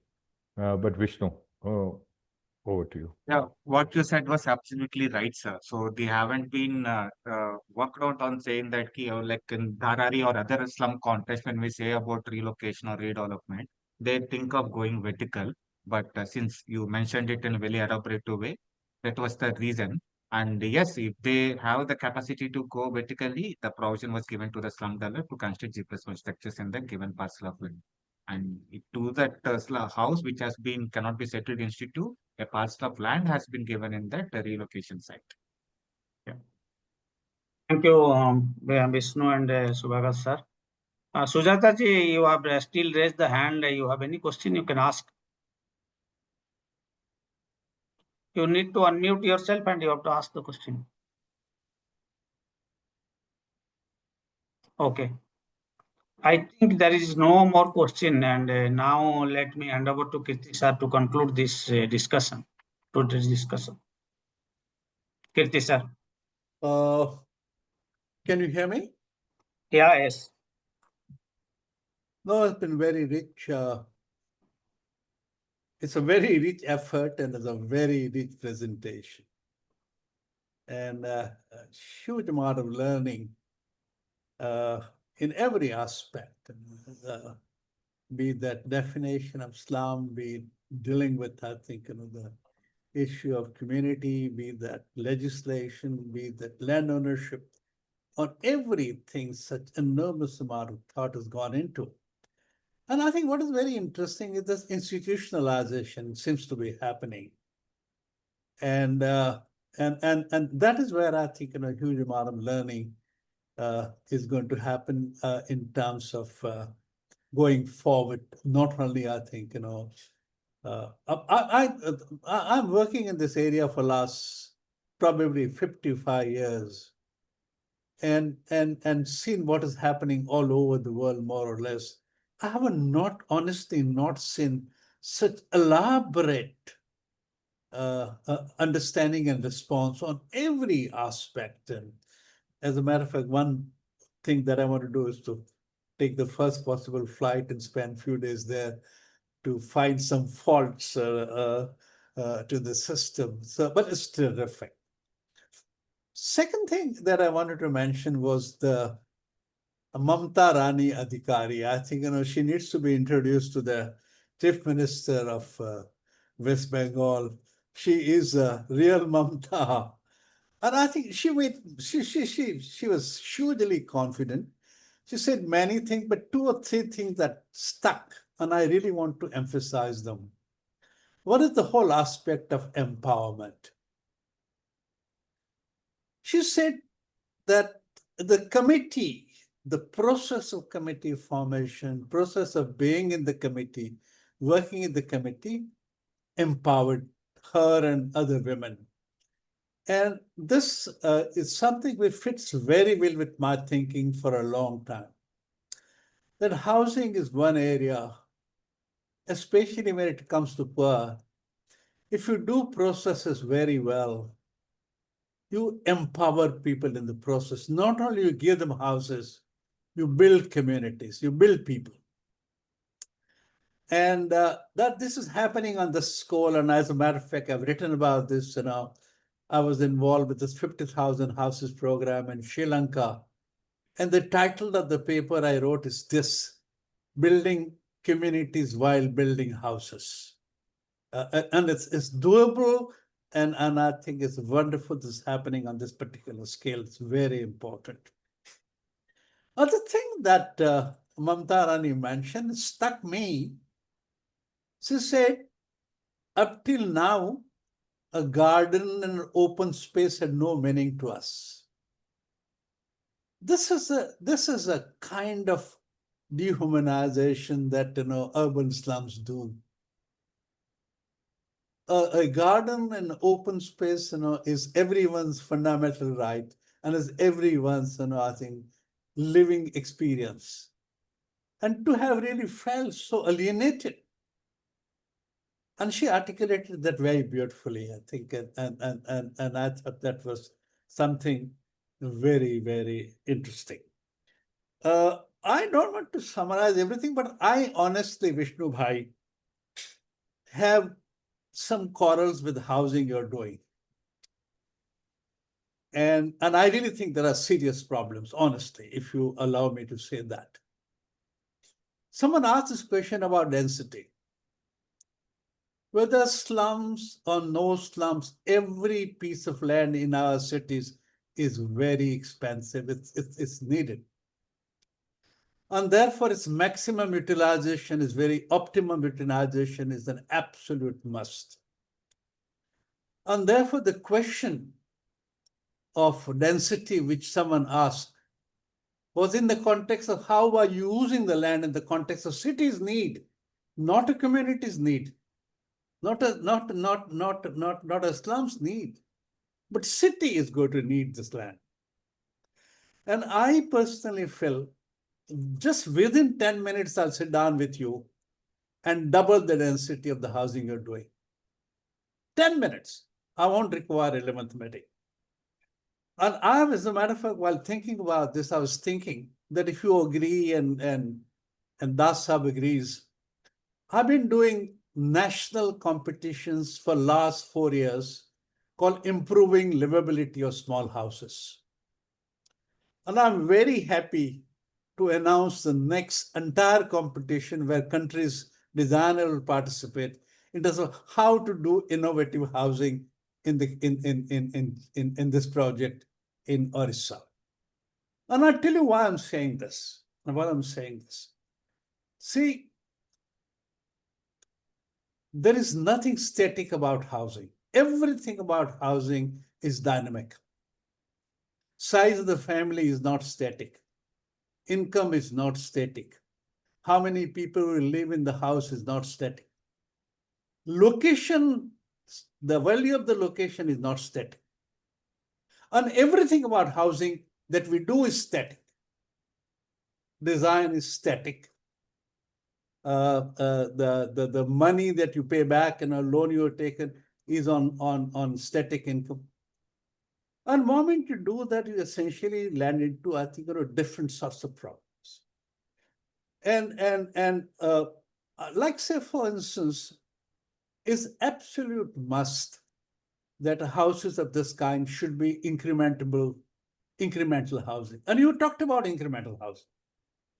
You said that we've done flat slabs, we have staircases, and people can build. But you essentially have given 300 square foot from ground to what they can say sky to a family. And there are a large number of families who need housing. You're going to come in the near future. And there are ways of dealing with it. You won't believe it. I, as an architect, have designed 18-story building where all 18 floors are extensible. You can do incremental housing even on 18-floor structures. So what I'm kind of trying to say is that there is a fair amount of need. And like say, for instance, the T-square and set square, which you saw on all the drawings. People do not live like that. Those settlements have a very different life. And there are ways of dealing with it. Please don't misunderstand me. I'm not criticizing, because such a wonderful, great program. But I thought this is one dimension that one probably could look at much more creative, because there's a huge amount of creativity involved in this. I'll tell you this. When I was involved in this 50,000 houses program in Sri Lanka, I refused to design. I'm an architect. I said, the moment I get into the whole process of design, I will begin to ignore the people's design ability, because it's so simple. And I'm not saying that it should not be done in this particular case, but there are a large number of ways in which one can do this. And I think this particular dimension needs to be strengthened.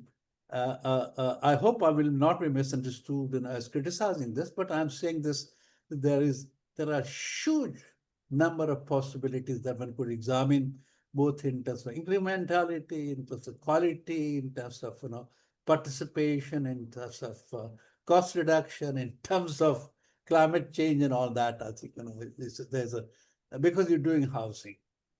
And one last point in this is this, that I've not really come across this, that when you do slum upgrading, one of the important aspects is to kind of decongest, I think, the slum, either to create small little open spaces, in order to kind of keep to install services, or to kind of create small little open spaces, where courtyards are created, what have you. And one of the possibilities is this, that you could probably do a part. So suppose, I think, one exercise that I'd done was this, that if you really were to do good in situ and slum upgrading, you probably will have to kind of relocate 20% of the families, say out of 200, say 40. If those families are not willing to go, and if you really become selective and essentially create 2-story structures or 3-story structure, you could do huge amount of, I think, de-densification of the family. And that's a very important, very useful strategy. Especially, and I think you thought about this a great deal, and you talked about this a great deal as well. But I think there are additional dimensions that one could look at in the context of judicious use of the land, and seeing that less number of families and people have to relocate. So I think at some point of time, Vishnu Saab, I'd like to kind of sit down with you and talk about this thing. But thank you very much. Shishir Saab has been absolutely stunning in terms of information that we got. I also wanted to ask this question because I'm myself going to do this. As soon as this is finished, I'm going to ask Chitrakshi, my other colleague, to send me the slides, some very beautiful slides. And if the slides could be made available, will be very useful. Very, very thoughtful, very beautifully made slides. And I think it will be very useful to learn more about this whole work that is going to happen. So thank you very much, Anindita ji, Vishnu Saab, Suchishnanda ji, Shubhagato Bhai, Shishir Das, and everyone else, and of course my colleagues at INHAF. Thank you very much. Thank you. Thank you, everyone.